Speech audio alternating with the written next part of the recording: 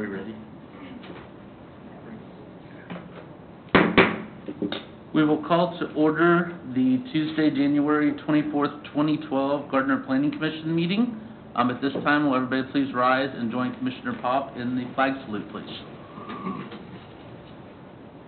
I pledge allegiance to the flag of the United States of America and to the republic for which it stands, one nation, under God, indivisible, with liberty and justice for all.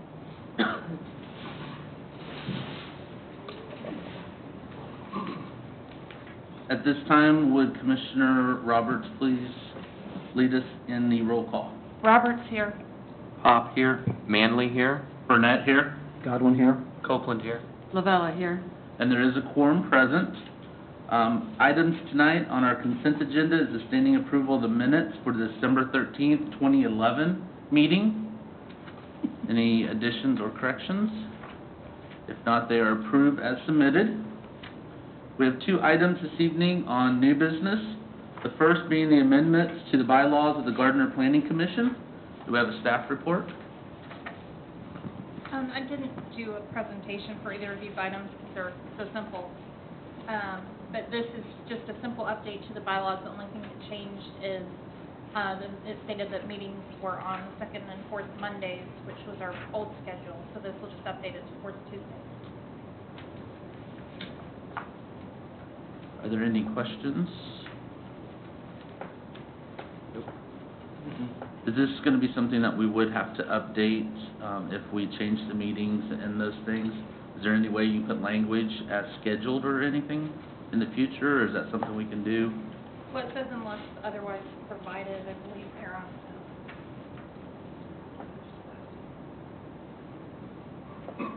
on page 2 under meetings. Unless otherwise provided, the regular meetings will be on the fourth Tuesday. So that covers our dates in December where we change. So. Any other questions or comments? Mr. Chair, I'd move that we adopt the amended articles Second. and bylaws. It's been moved by Commissioner, excuse me,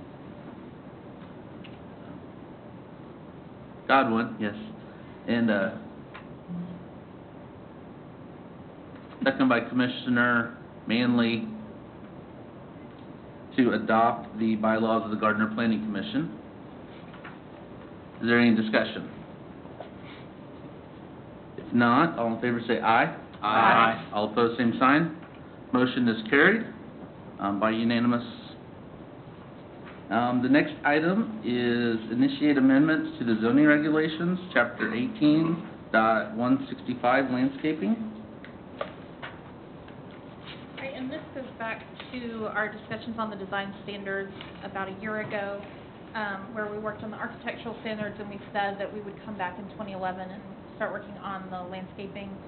We weren't able to get to that in 2011, but we are planning on getting that going here as soon as we can and try to get that adopted within the next few months. So this would go ahead and initiate those amendments. Are there any questions or comments at this time?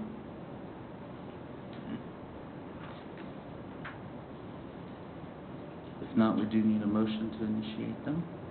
Mr. Chair, I move that we go ahead and initiate the amendments to the zoning regulations, Chapter 18.165, landscaping regulations that incorporate landscape design standards by reference. Second. It's been moved by Commissioner Pop and seconded by Commissioner Manley that we initiate the amendments to Chapter 18.165, landscaping. Is there any discussion? If not, all in favor say aye. Aye. All opposed, same sign. Motion carried. Those are two items for new business. We now have two discussion items: sign regulations update, and then outdoor storage and surfacing requirements. Staff. Sorry, I have to get the mic over here, and it's not picking up very well tonight. We have spent the last couple of weeks working closely with the folks from BRR Architecture on finishing up the language for the draft of the sign code update.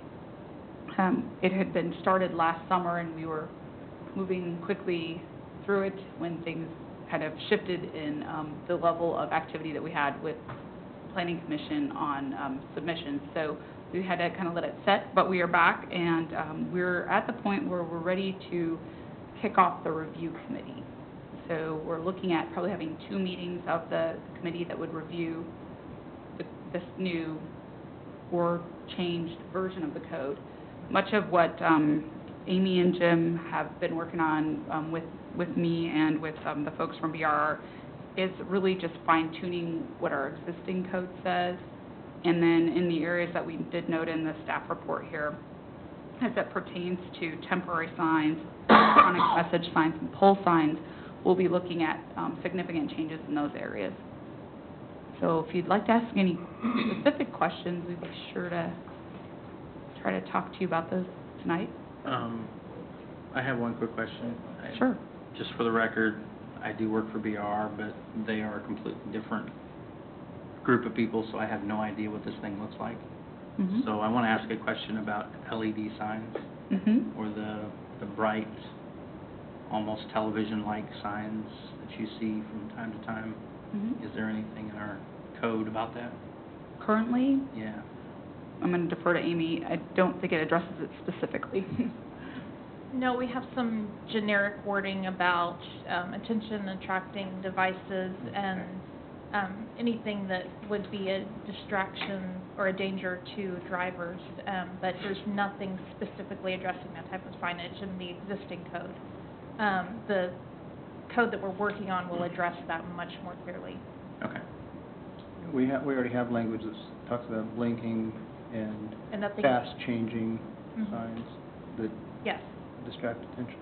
And this will look at the length of time and so on and so forth, and what extent that the committee wants to go to, what extent the committee is looking to go forward to that. So we're going to bring forward a recommendation to them, and then we'll open it up to discussion. So, And you mentioned the 2 areas that would change drastically. What were those 2 areas? so there's actually 3 areas. The area of temporary signs, our current code is very weak with that, and we're looking at some regulations on how many times that those can be placed during a year by a particular business, and then just restrictions on placement, size, et cetera, that we really don't currently have much definition for. And then on the electronic messaging signs, all the information we just talked about. And then as far as pole signs are concerned, our current code allows them in certain zoning districts at a certain height, is that correct? Or adjacency to is it adjacency to the interstate, I think? Currently, yeah, it's an adjacency area to the interstate. And then just how much regulation or lack of regulation do we want to have on that type of signage, or do we want to allow it at all? So again, we'll be bringing a recommendation forward on that type or style of sign, pole mount sign, and discussing that with the committee. And just to be clear, even though those are the 3 areas we're looking at potentially the most changes, the code itself looks very, very different. It's organized differently, and it goes into a lot more detail on explaining like how to measure signs and things that will be helpful to staff in trying to administer the code. What's the makeup of the sign code review committee? Don't believe we attached that. Currently, we have 2 of you planning commissioners that will be serving on that, and I need to go back and pull that up. It's in my email, but if I try to load it on here, it'll take about 5 minutes. So I can actually, while they're talking about the next item, go out and get it and come back. There's council representation and then business representation. Some of the people that were originally assigned to it last summer, unfortunately, are not around anymore, so we're going to have to kind of relook at that. I've been trying to get a hold of Steve DeVore with the Gardner Area Chamber.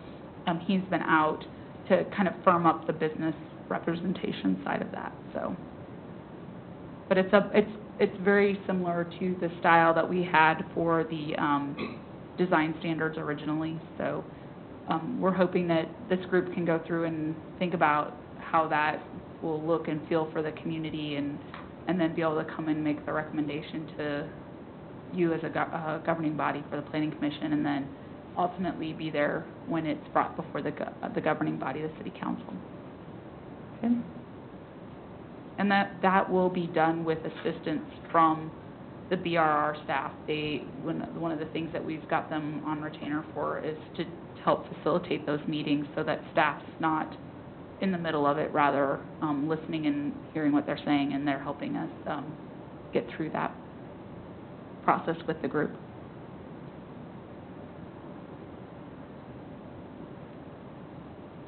That's a committee I'd like to be on, but I can't, so. Yeah, well, and I think that, I believe Mr. Godwin was on, and maybe Mr. Manley, but I'm gonna have to go back and look, so, and I'll go pop out and let you know that. But again, we're gonna be looking to meet in February, and the goal is to bring this back to the, March 24th Planning Commission. I think that's 27th Planning Commission. Okay? Thank you. Mm-hmm.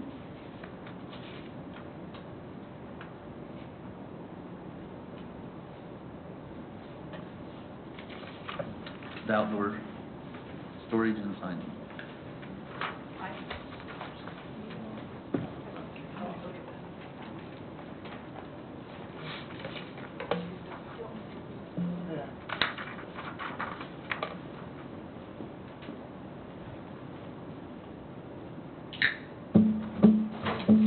Even with a PowerPoint ready to go here.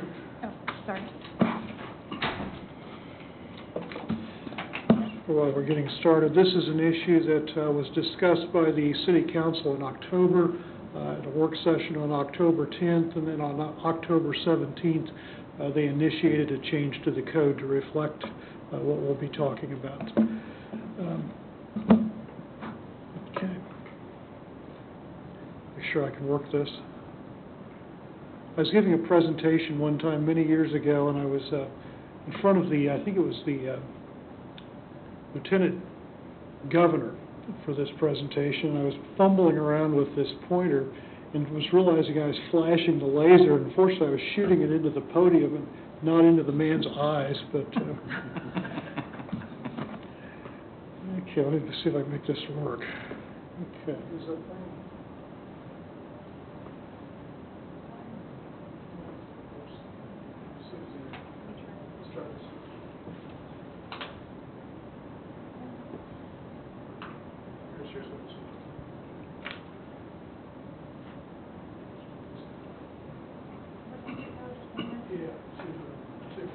Oh, it's already working now.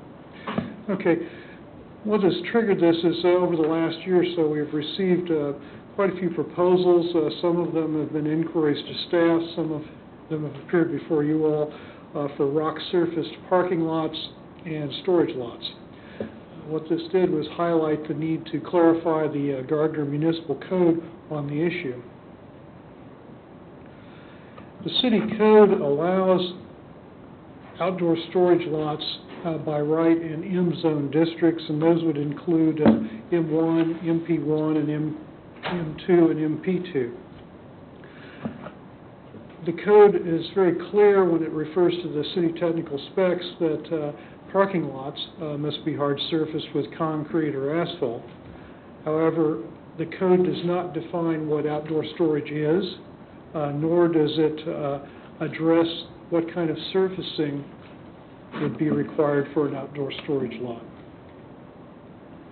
Some of the issues with outdoor storage lots include aesthetics, noise, lighting, environmental issues, stormwater runoff, dust, that sort of thing if you were to go with a gravel lot. Mitigation for this can be handled through appropriate zoning transitions.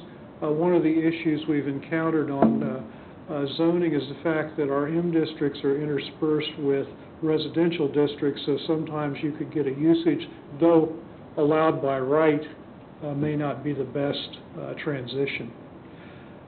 Another thing you can do is have use restrictions or operating hour restrictions for noise, requiring screening, fencing, buffering, and then through our existing stormwater management regulations, we can deal with stormwater issues. Some of the issues on hard surface lots, the positive would be, of course, reduced aesthetic concerns. You don't have the dust issues, the environmental monitoring for the property maintenance code is facilitated.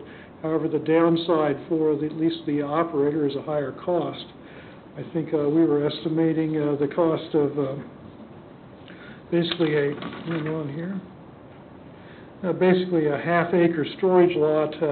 If it was rock, would cost around $16,000, where if it was asphalt or concrete, it would be anywhere between $60,000 and $100,000. So there is a sizable cost increase. Rock surfacing, once again, as I mentioned, lower cost for some uses, such as if you're going to have a construction yard or something and you've got track-mounted equipment running around on it, it may be better than asphalt. I mean, in particular, if it's a track-mounted rig with grousers or the cleats that would tear up a hard surface. Aesthetics, in the eye of the beholder, but still, if you have a gravel lot next to a residential, it probably is not the best thing. Environmental issues I'd mentioned, stormwater management and dust. Once again, a hard surface can be better controlled. And then you could run into issues on compliance with the city's property maintenance code. At the City Council work session, we discussed this issue. Basically, the council was asked a couple of questions. Would you prefer to see outdoor storage permitted by right or by a special use permit? 4 of the 5 council members present thought that they would rather see a special use permit. 1 thought it should be allowed by right. With regard to gravel surface, 2 were opposed to allowing any kind of gravel surface, and 3 were amenable to allowing it with a special use permit. And then on October 17th, they initiated the action for a code amendment and have deferred it to you all for discussion and a recommendation. Most Johnson County cities allow outdoor storage by right in industrial areas, generally hard surfaced and screened. Some allow gravel surfacing on a case-by-case basis or on a site plan approval process. This is a rather busy table. We can come back to it if you like, but it just kind of summarizes what some of the area jurisdictions do on this subject. As I say, we'll come back to it. The staff analysis is to, though the council was more inclined to go with a special use permit based on our code, and I'd have to defer to Amy on the actual zoning issues, but allow it by right in zoning districts with restrictions, and then require a special use permit for deviations from those restrictions. Some of the restrictions we could recommend would be a hard surface, certain types of screening methods, such as a solid fence versus a chain link with insert strips, setbacks from residential areas, maximum height for stored materials. You find in some of the codes in the area that basically the material can't be stacked higher than the fence. And generally fence heights are between 6 and 8 feet. And then you would go, as mentioned before, if you wanted to vary from these, just to go with a special use permit, and then restrictions for dust, if you choose to go with the gravel, dust and stormwater. Some photos, just to wind up the presentation. All these are from Olathe. This is a existing yard. These were taken back in October.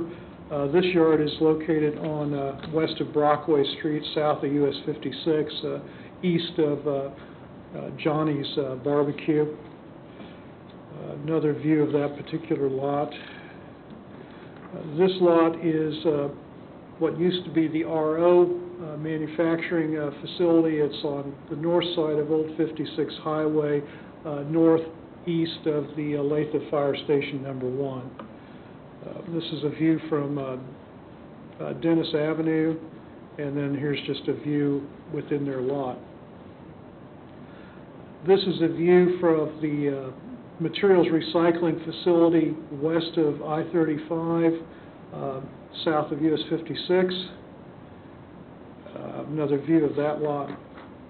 By example, some of the dust you can run into. This is actually at the Johnson County maintenance facility on the Old 56 across from the bus barn coming out of their quarry. This is a view of the next three are views of the Vermeer lot on US 169 south of Olathe. One example, there's some basically a track with grousers, which might be appropriate for gravel. Storage lot on New Century, south of Prairie Village Drive and east of Moonlight. This is about where the old cement silo was years ago. Another view of that particular lot showing the entrance. And then finally, this is the industrial sales lot on Lone Elm Road south of Olathe. It's kind of the, we kind of regard it as the poster child of gravel storage lots. Concrete hard surface parking lot. This was put in about '03. And then a lot, and then just showing the condition that they've maintained the gravel lot. It's a fairly large lot. I don't recall the acreage, but it is within an industrial area. There's quite a few gravel lots in Olathe, but most of them are in industrial parks. They're basically isolated from residential areas. And with that, we probably open up to questions, discussion. Basically, Amy and I can tag team. I'd like to just go ahead and sit down and proceed, or I can stand, whatever you wish from me.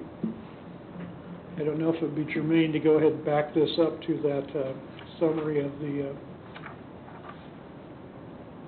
Johnson County cities or not. I can do that. That would be of any assistance to you.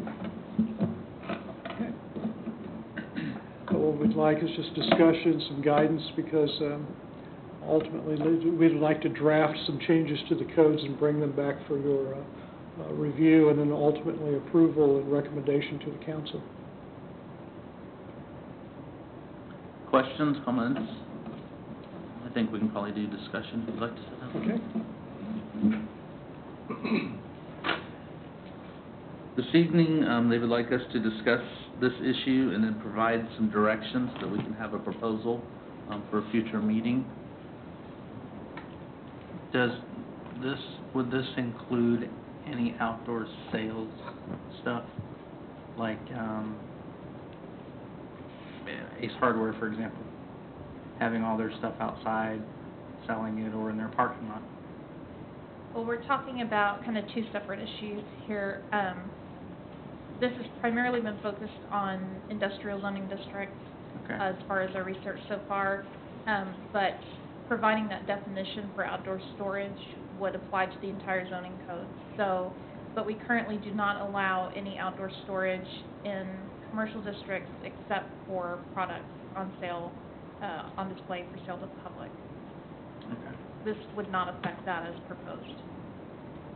Because I just noticed on some of, like, Leewood says all products stored, sold, and materials used in production and so on. So I just wanted to make that clarification, because I know there's quite a few places that have a lot of outdoor sales / storage, you might say. And I didn't want to say that we're going to ban it all or whatever, but I just want to make that distinction between those two. Right. So, okay. No, that's one of the reasons we didn't go ahead and provide some sample definitions for you, is because as I was reading through them, so many of them, I started to think, how is this going to apply to commercial? How will this apply in other places? So we'll need to find the right definition for storage and for whatever we need to define, make sure that we think about how it will apply elsewhere in the code. Okay. Commissioner Pop, the line that you're reading there, I'd point out that it looks like it's indicating that they have a business park district specific for that, not, I would think that that's not industrial specifically, So or the by next- right zoning. And then the next line down says all products shall be sold and services rendered inside a building except as provided by an approved development plan or special use permit. You're right. So that kind of opens it up to everything, I would think, not just the BP. I mean, I know they make the distinction Yeah, with I don't- BP, but, yeah, we don't know. I haven't seen their 'cause, codes, so yeah. it just kind of looked to me like they're referring to a specific business park, like our overlay for the Yeah, airport, which is a mixed industrial and commercial okay. type zoning.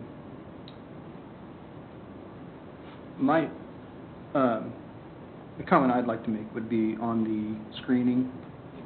I like the verbiage that was provided as a sample for, I think, number 3, where it says what the fence should be, and that for the purposes of this section, chain link with slats shall not be considered to be a solid fence. I think that I'd like to be either specific in what we draft,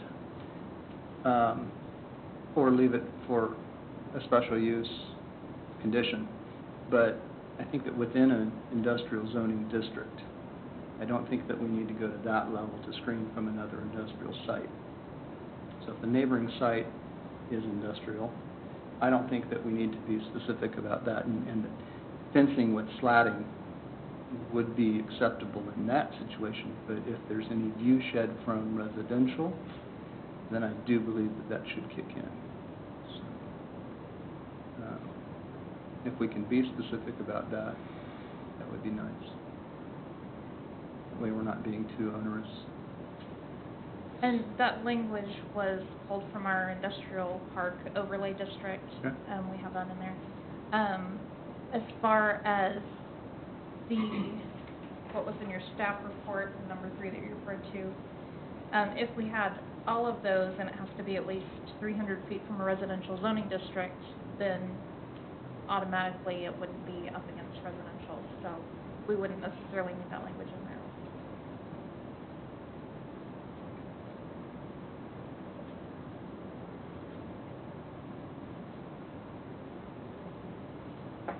One thing that I saw over and over in the pictures were lots and lots of weeds. Is there a way to, if the gravel was approved, to oversee that, or? I think that's in the property maintenance code, I would assume. Yeah, it's in the property maintenance code. Part of the point, though, of having this discussion about gravel is because it is prone to weeds growing up and it does become a property maintenance issue.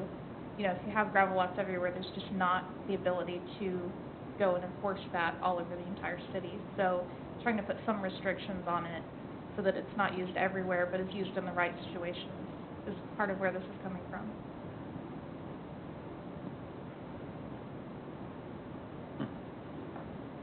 So in this example, you would have to have a special use permit to use any sort of gravel? Yes.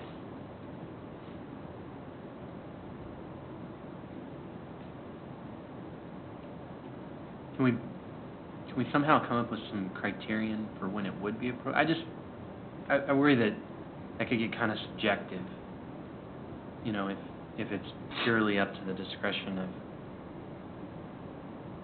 of the planning commission to recommend a special use permit. I mean, there's some scenarios where gravel absolutely makes sense. If you have heavy equipment, you don't want concrete because it's just going to get damaged, and then you've got a maintenance issue. And so I don't know. I'm wondering if there shouldn't maybe be some criteria for when gravel would be appropriate without applying for a special use permit. Well, I have the concern of additional runoff that's being generated when you pave without using permissible, I guess. Permeable. A permeable, thank you. A permeable asphalt or surface. And they make all kinds of different products that are permeable. When you just pave it, you're producing a lot of runoff. And so I worry about creating a problem downstream with a lot of extra runoff because we start creating a bunch of municipal or industrial sites that are now having to be paved unnecessarily if they're having heavy equipment run on them that they shouldn't. So permeable paving does not hold up very well against heavy machinery. Permeable paving is basically concrete with little air bubbles in it. And the air bubbles allow the water to percolate through the concrete and go down. So you drive something like a track vehicle on it, it kind of crumbles like Rice Krispies. Well, and I imagine the paver type permeable surfaces, that blocks that you'd have a hard concrete surface partially, but you fill it in with concrete or with with gravel or dirt or grass. So you fill in the voids. It's permeable still, but you should still have a hard surface. But I imagine that those would be they probably wouldn't wear as well either. Yeah. I I keep thinking of If tracks. it's heavy equipment, tracks tear up everything. Yeah. So No matter how you look at it. if you got tracks, you're going to need gravel.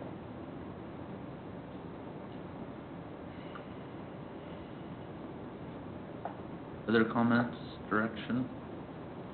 Yeah, I don't know, I'm trying to decide how you would try to define, more specifics on when gravel might be acceptable, and I'm guessing that, if this is the extent of what's actually in the regulations, like where it says gravel allowed on a case-by-case basis, they may have ultimately understood that there's just too many factors to try to define, perhaps, I don't know, but I definitely understand where you're coming from on that. I don't know, because it definitely sounds like that there's going to be cases that you're going to need it, but you definitely would want it restricted, so. I guess what I was saying is I do want it restricted. As bodies change and turn over time, I don't want the goalpost to move one way or the other. Yeah. I'm not saying it needs to be cast iron, but I just don't want maybe more lax planning commissions down the road to allow more gravel. Yeah. But at the same time, I guess we're not really in a position to tie everybody's hands, so I don't know. I like how these are worded where it says allowed on case by case, and you look at it and see if it fits or not. I mean, that's what we have to do in a lot of things. I also believe that some of the wording in here definitely would protect from some situations that you might see. Like, if you had an industrial site that happens to border a residential site, you're going to have a 300-foot setback by this sample regulation. You're going to start with a 300-foot setback. And then if we had a special use permit required, so that if they had heavy equipment and they wanted to do gravel, and I would say that just about everyone would want to come for a special use permit if they have a large lot and they're going to need some outdoor storage. They're going to want a special use permit for the gravel because it's significantly less expensive. Would it be better for us to just build it in and set the requirements for it that we would want when they come in and meet it? We still have to go through a site plan because it's still industrial. I think the first question that they're looking for direction is should gravel be allowed or not? And I think majority so far is kind of saying I think we want to have it be a possibility. If that's not the case. I think it should be So- at least Yeah. a possibility. So we're at least headed in that direction and giving staff direction on that piece. Now how they write it, I do agree. I like a lot of the language in here, and I also like on the case-by-case basis. Now how you decide whether it's a special use permit or if it's allowed by right. That's kind of the next step in this. And personally, I would rather see it on a special use permit instead of by right at any time, but that's just my own. I agree. I agree with that, too. And I think even if we do a special use permit, I think we need to put it in the verbiage to be pretty clear about what we're going to expect under those special use permit conditions.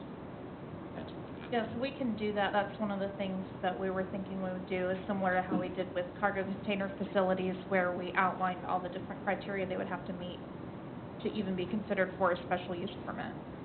One of the other advantages of a special use permit is it does trigger public notice requirements, so surrounding property owners would have a chance to come and weigh in on how they felt about the gravel as well. And you can also put a timeline on that special use permit. And a time limit, yeah. So if it's there for a while and it does not work, they would have to come back and request another one.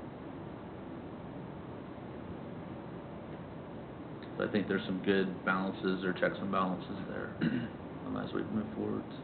What other questions does staff have for direction or?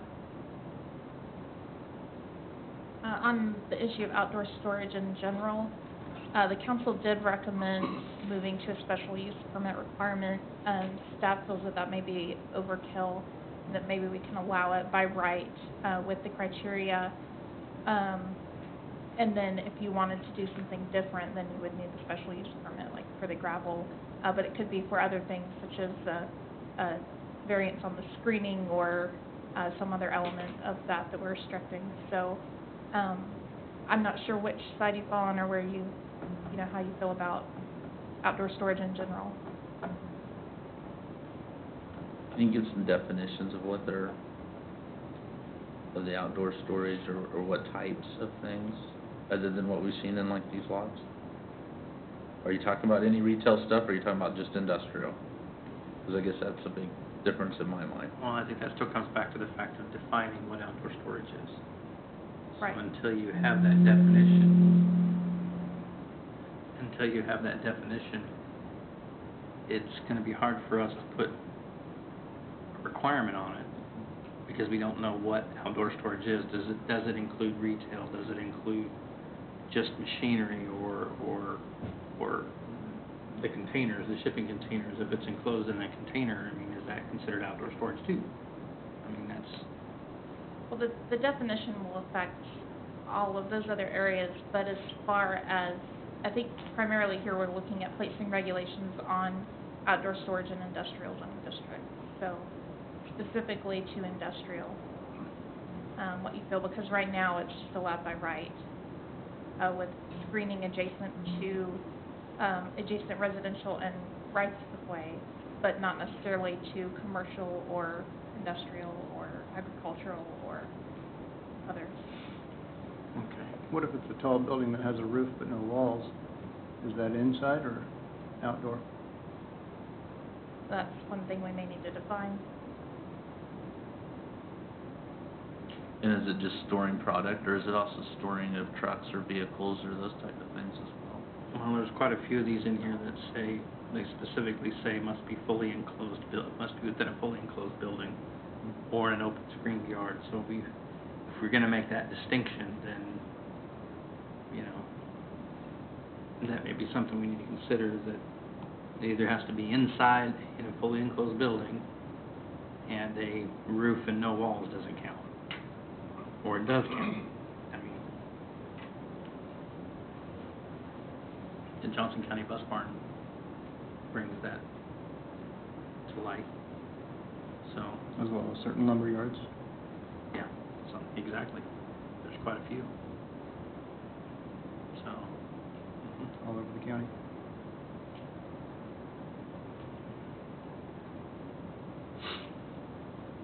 but see, that's retail sale though. That's not an industrial. That would be considered commercial and not industrial, correct? So, we're not, You can put a lumber yard in a commercial district. it's retail. It would have, Yeah, if they're selling it can't be in the, products. yeah, unless they're, in manufacturing, correct me if I'm wrong, because it's changed over the last few years. In industrial site, you can only sell on premises what you manufacture there. It can't be over a certain percentage of the business. Yeah, it needs to You be have to like be in an retail accessory. business, in a retail zone or commercial zoning district in order to have retail sales that you are not manufacturing on Correct. site. So that's, you know, we're not talking about really any retail establishments here.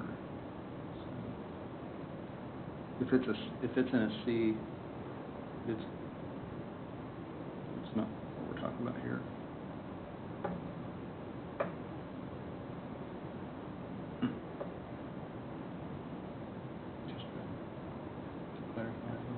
But you're only looking for guidance on industrial districts at this point. Right. Do you want to require a special use permit for outdoor storage, or do you want to allow it by right? Do you want, if we allow some by right, do you want there to be conditions for when it's allowed by right versus when they need a special use permit?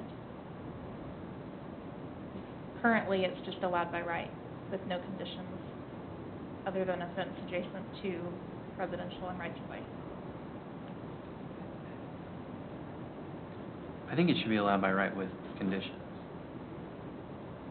I'm starting to lean that way myself, as far as making sure that, you know, here's the conditions set forth if you want outdoor storage by right. These are what we're going to allow by right. Anything else and above this has to come before us as a special use permit. I agree with what we've got here right now. Yeah, I do too. I If mean, it's paved, if it's screened, and if it's set back from certain districts, you can have it by right.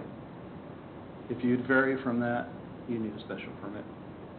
And this is what we're going to look for. but right now, our code doesn't say with these conditions, if they meet these conditions. This is an Correct. example. Okay, so basically what we're saying is, what we see here as far as a sample would probably work.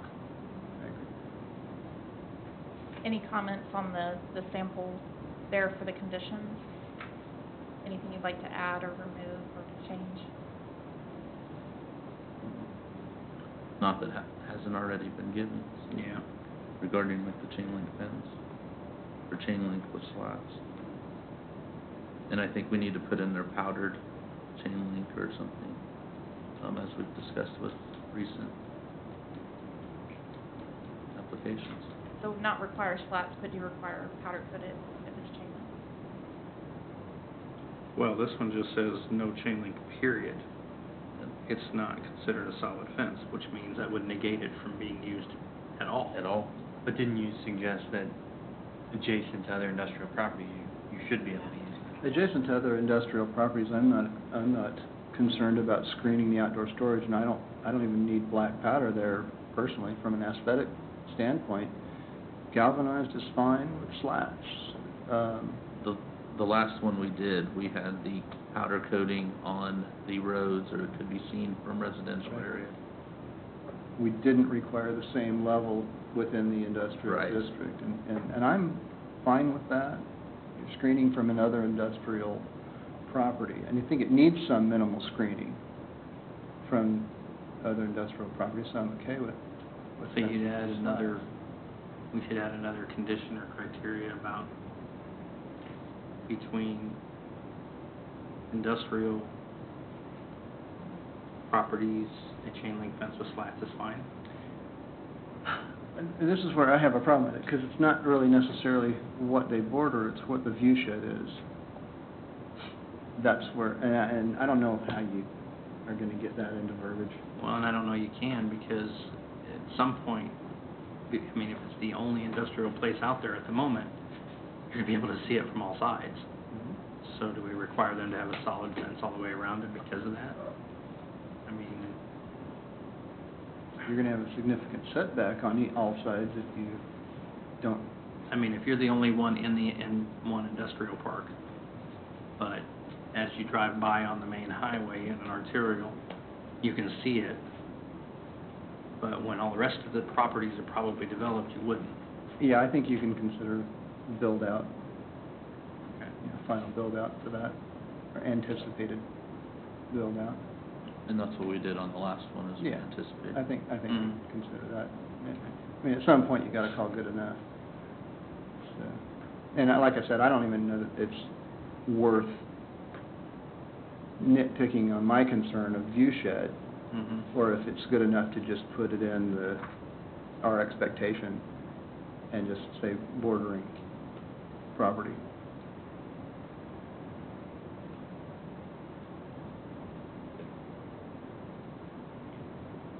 I'm wondering if we should add something on number one that says the storage area shall be located at least 300 feet from all residential zoning districts and screened with a solid fence. But number 3 says that. Number 3 does not say, well, number 3 doesn't distinguish it being residential or industrial. It just says it will be this for all sides. Right, and that's what I was talking about with modifying number 3 a little bit. We're adding some verbiage so that we can allow for a lesser standard between industrial sites. So that we're not requiring that high of a hurdle to screen from an industrial site. It's when the industrial site goes up against a residential site, which is where we want the That's, higher. that's what Right. my concern is. I mean, the rest of you guys can have, Well, and then you say maybe for purposes of this section, chain link slats shall not be considered to be a solid fence except between industrial sure. property. And that may be, industrial that may zoning. be all it needs to clarify it and do. I just wanted to see what staff could come up with, and that may be the perfect wording right there. Yeah, I agree with that. I just didn't want to, I like what's here, and but I just don't want it to come off as so onerous on screening between two industrial sites with solid fencing that's not even going to be allowed to be chain link with slats. We don't want the fencing to be worth more than the gravel inside of it. I don't want people to come in thinking they're going to put chain link with slats in between them and a residential. Exactly. But I don't mind them thinking that they can do that within a resident, or an industrial site. So, and this also comes back to our screening section in the code, does it not? As to define what is a solid fence, and so on and so forth, which we have not gotten to yet, correct? Correct. Okay. We're getting there. We're working on it. Okay. Well, I think that adding that verbiage at the end of that sentence, except between like districts or whatever, industrial districts or however we want to word that, would probably be, in my eyes, okay. I'd still like to see the slats between the industrial districts, just for, keeping the clutter down, I guess you might say, the visual clutter. But, and slats really aren't that expensive, so. But then it'll come back when we get our screening taken care of, and we'll be able to solidify what we mean in terms of a solid wall. So, Any other areas that are outstanding?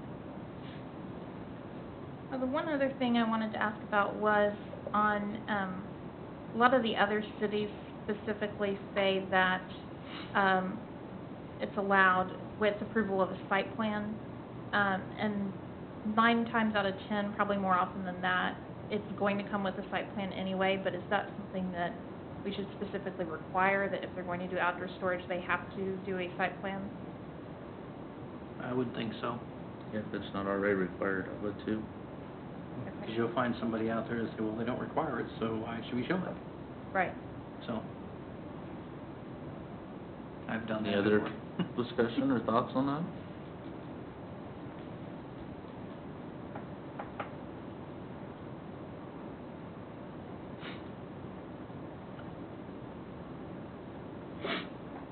Any other items from staff? That covers everything. Karen or Tori, would you like to make a motion to adjourn? Actually, really quick, I just wanted to, if you'll indulge me for a moment, remind you of who volunteered so graciously to serve on the sign code committee. And if something has changed, please inform Amy or myself of that. I do have Greg Godwin on here. The person that I did omit was Ms. Lavella, so she is on, and Mr. Manley. So if that's still okay with you, I have you on the list and intend to involve you fully for 2 meetings, hopefully. Now, with 3 of them being there, is that a problem? I think we'll just have to notice the meeting. And it's only 4, but we may just notice them anyway. Okay. Okay? 3 is the majority of the quorum. Yeah, Yeah, we'll go ahead or and, is- we'll go ahead and notice it, because we will have at least 1, if not 2, council members there, so it's just safer to do that, so, Yeah, I agree. okay, thank you. I move that we adjourn. Second. It's been moved by Commissioner Lavella and seconded by Commissioner Roberts that we adjourn. All in favor say aye. Aye. All opposed, same sign. Meeting adjourned. Thank you.